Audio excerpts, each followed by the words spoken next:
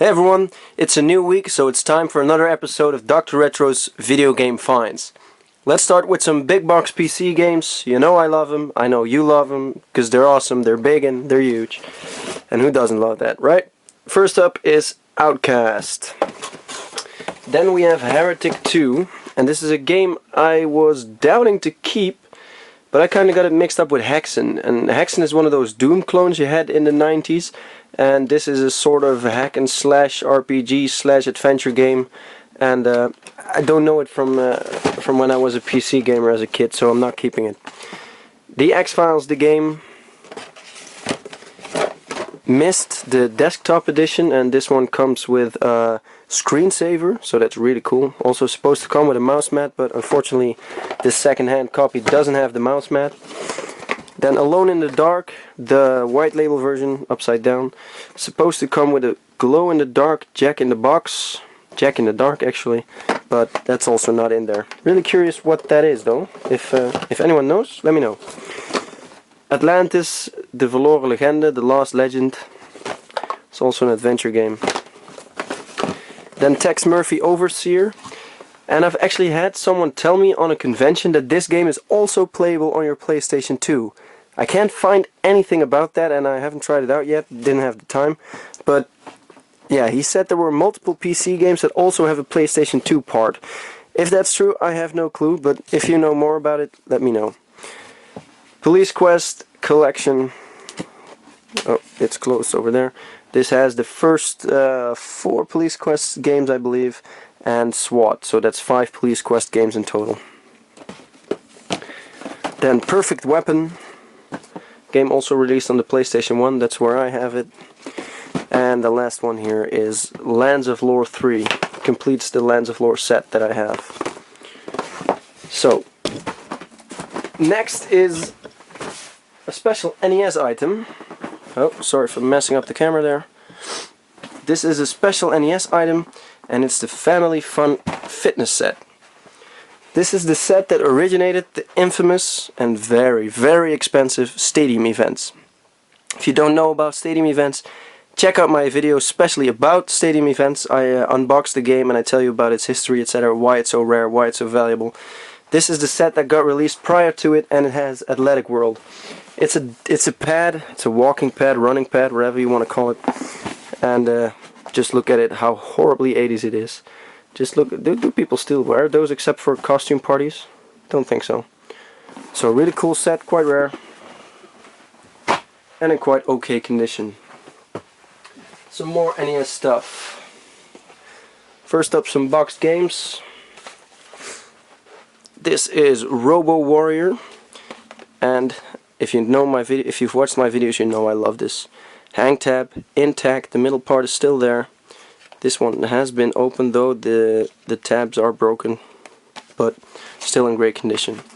Then Tailspin, the American version, Track and Field 2, Castlevania, and sorry, but why does that happen? This is what the problem is with hang tabs. People tear it up, probably without even trying to, but this is just fucked up. Look at this. Horrible, horrible, horrible, horrible. My collector's heart bleeds watching this stuff. Then Solar Jetman, The Hunt for the Golden Warship, and there's Robo Warrior again. Then we have Solstice, which is quite a fun adventure game, Vexanadu, and Gremlins 2, one of the best 80s films in my opinion.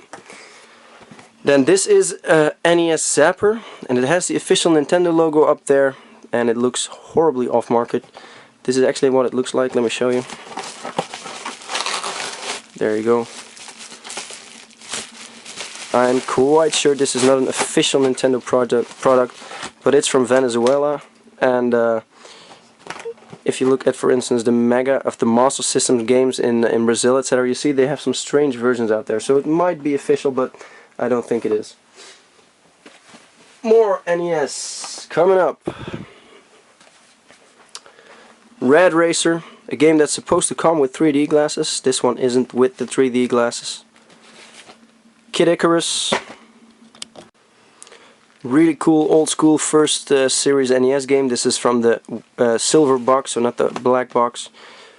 it's an infamous game, and it never really got a sequel. It does have a Game Boy sequel that I showed you last week, but not on the NES, Super Nintendo or whatever. Then Mike Tyson's Punch-Out, and this game is incredibly hard to find in good condition. Try finding it. I promise you it will not be easy and it will not be cheap. I'm not keeping this one because it is not the Dutch version, it is the French/Dutch version. Because if you can see it here, there we go. No, come on, focus. Nah, no focus. It's the FAH code, so France and Holland. And I want the HOL, Hall.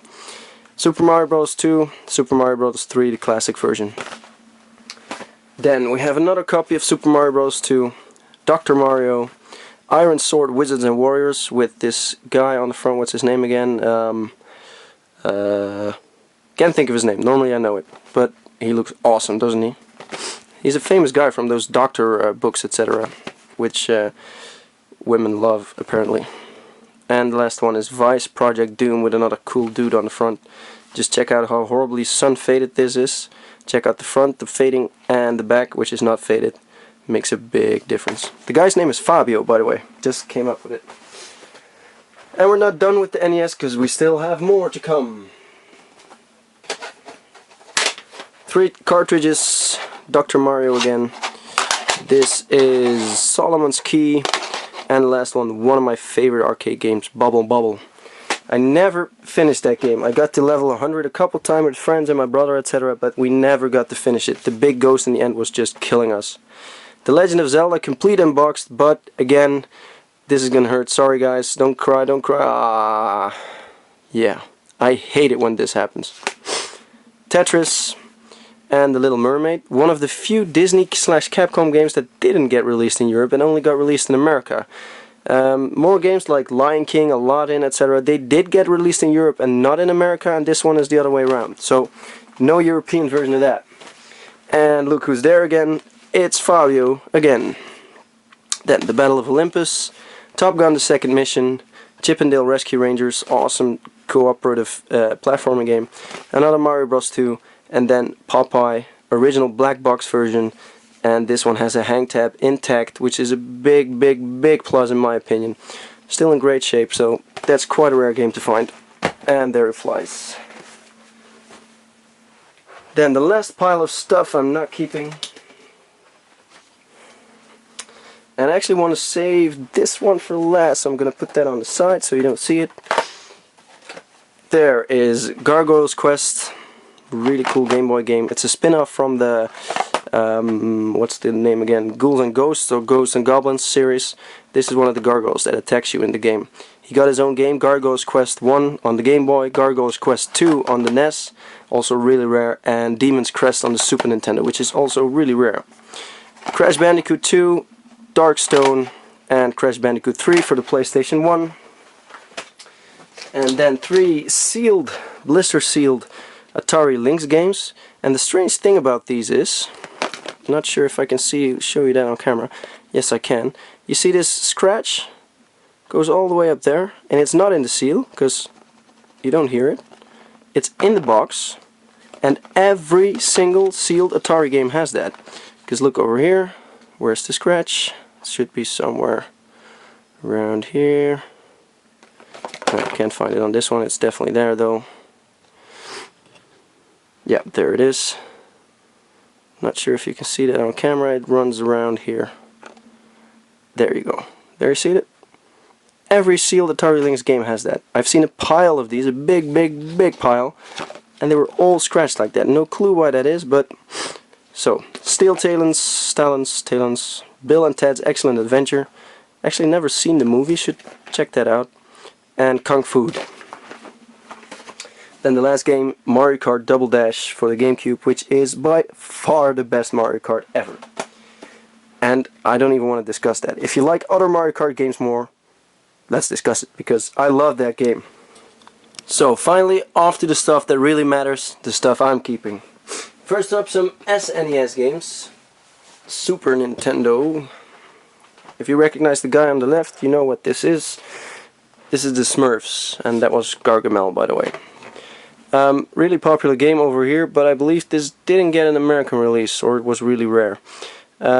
was a cool platforming game that I played a lot as a kid, so that's why I wanted it in my collection.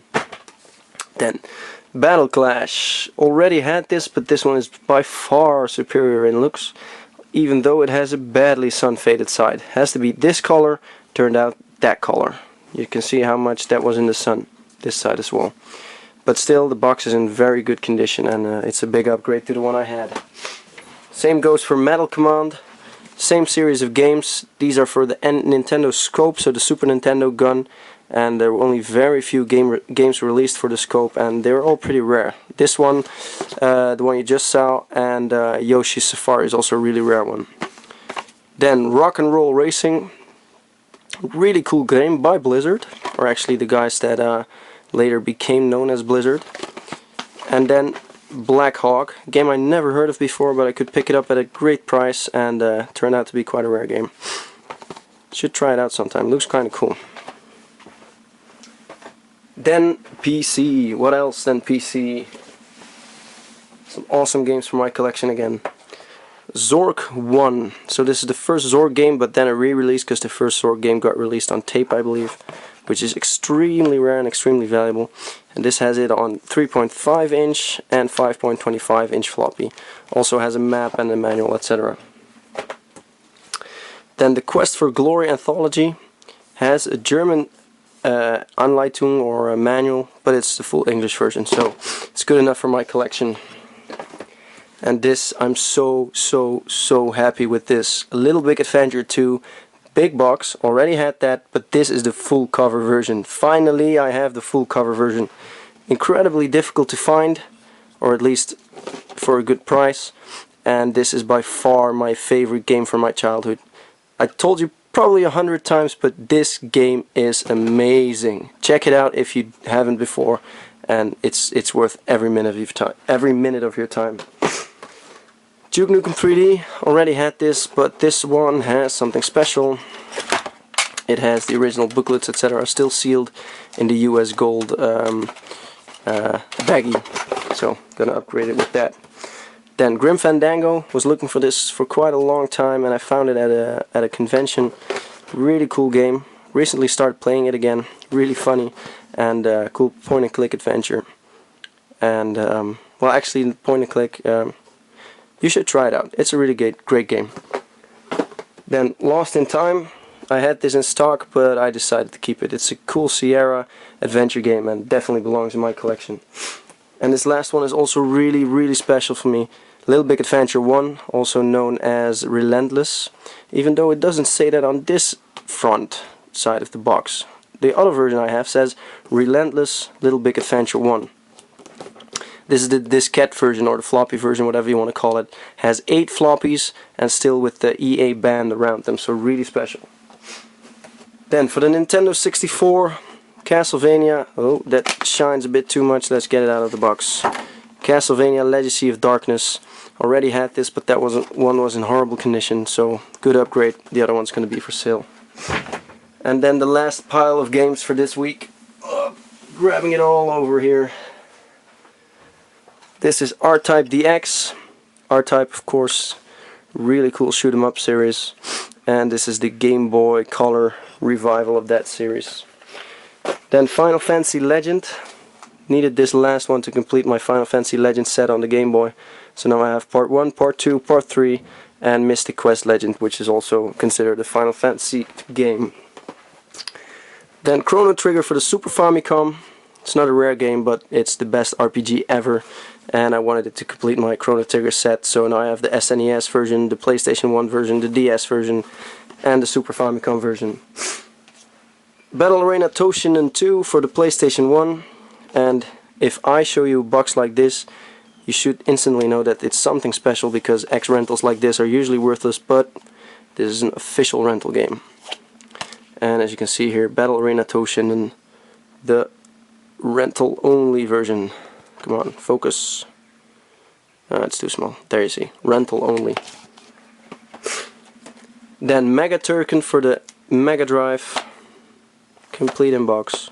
Quite a rare Mega Drive game, and the Turrican games are really cool. Last one is World Heroes 2 Jet for the Neo Geo AES. I love these big box AES games.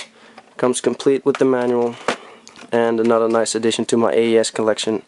Still looking for a lot of games for that console, and they don't come cheap, so I'm happy with everything I find. That wasn't the last item, by the way, because I was holding something back earlier, if you remember, and I'm going to show you that now. It's considered one of the rarest Game Boy games in the world, and I found it in Holland. Amazing Tater. So let's get it out of the sleeve and show you. It's not in super condition, as you can see. It has some writing on the front, and it also has a sticker and some fading, but still finding this game boxed is incredibly small chance. It's a game about a potato spud who has to pass the King's Challenge to become a knight. So yeah, you wonder why that's rare, huh? It's also published by Atlus, which are infamous for their low print rates. It's not 100% complete, doesn't come with the manual. If it was, I would be even more happy. But it comes with the cartridge and the box, which is good enough for me at this point.